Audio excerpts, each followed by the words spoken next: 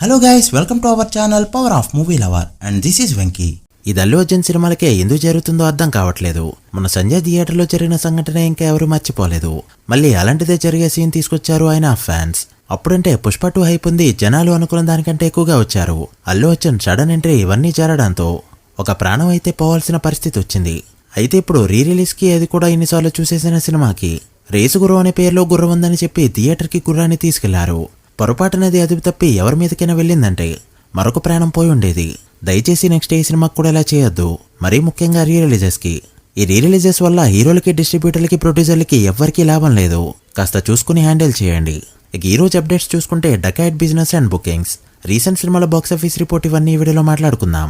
అంతకంటే ముందు ఒక చిన్న రిక్వెస్ట్, మన ఛానల్ని కొత్తగా ఎవరైనా విజిట్ చేస్తుంటే ఒకసారి ఛానల్లోని కంటెంట్ చూసి నచ్చితే సబ్స్క్రైబ్ చేసుకుని మాకు సపోర్ట్ చేయండి. అండ్ వీడియోని లైక్ చేసి మన ఇన్స్టా పేజ్ని ఫాలో అవడం మాత్రం మర్చిపోవద్దు. ముందుగా డకాయిట్ విషయానికి వస్తే శేష్ నుంచి 3 years నుంచి మూవీ లేకపోయినా బజ్ అనేది అంతంత మాత్రంగానే ఉన్నా కూడా టైట్ హీరోల రేంజ్ లో జరిగే బిజినెస్ జరిగింది. అండ్ బుకింగ్స్ కూడా అలానే ఉన్నాయి. నైజాం నుంచి 15 కోట్ల బిజినెస్ జరిగితే ఇప్పటివరకు శేష్ కెరీర్లో 15 కోట్ల బిజినెస్ జరుపుకున్న సినిమానే లేదు.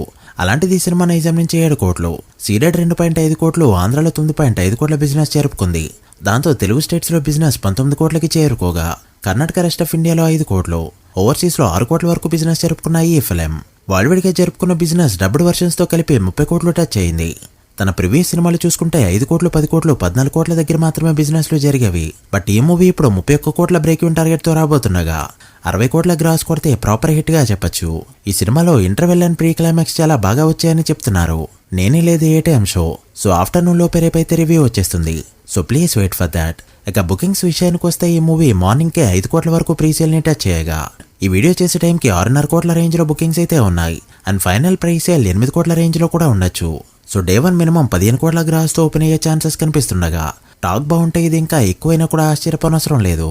ఇక నార్త్ అమెరికా చూసుకుంటే పర్టికులర్ గా ఉస్తాద్ భగత్ సింగ్ రేంజ్ లోనే బుకింగ్స్ జరుగుతున్నాయి.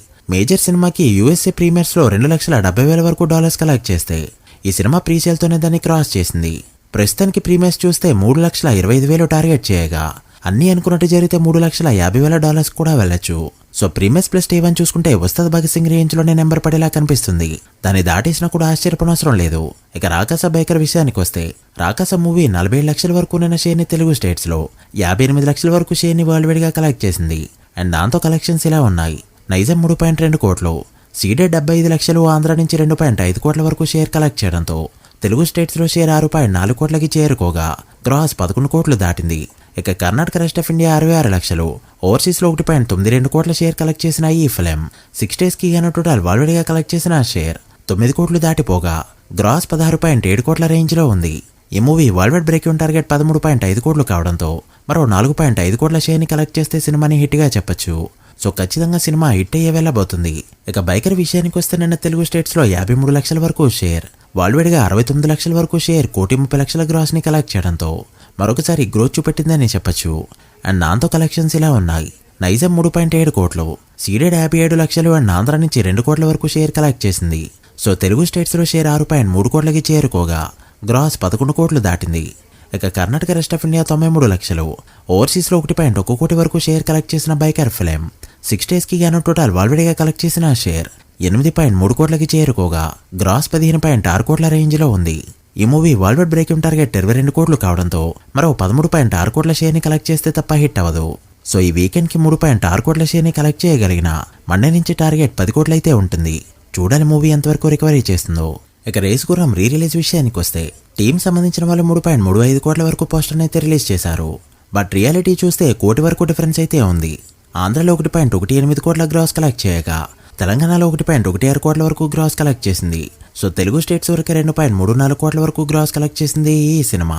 ఇక కర్ణాటకలో 18 లక్షలు, రెస్ట్ ఆఫ్ ఇండియా 2 లక్షలు కలెక్ట్ చేయడంతో ఇండియాలో కలెక్ట్ చేసిన గ్రాస్ 2.5 కోట్లకి టచ్ అవ్వగా ఓవర్సీస్ నుంచి 10,000 వరకు డాలర్స్ కలెక్ట్ చేసింది. సో రూపీస్ లో 9.2 లక్షల వరకు ఉండగా రేసుగురం రీ రిలీజ్ లో డే 1 వరల్డ్ వైడ్ గా కలెక్ట్ చేసిన గ్రాస్ 2.6 కోట్లకి చేరుకోగా ఓవరాల్ గా చూస్తే ఇదైతే డీసెంట్ ఓపెనింగ్స్ గా చెప్పొచ్చు. But all time top 5 list లోకి అయితే వెళ్ళలేకపోయింది. బట్ అల్లు అర్జున్ సినిమాలకి లాంగ్ రన్ లో బెనిఫిట్ అనేది ఉండడంతో ఈ సినిమా ఎంత నెంబర్ పెడుతుందో చూడాలి.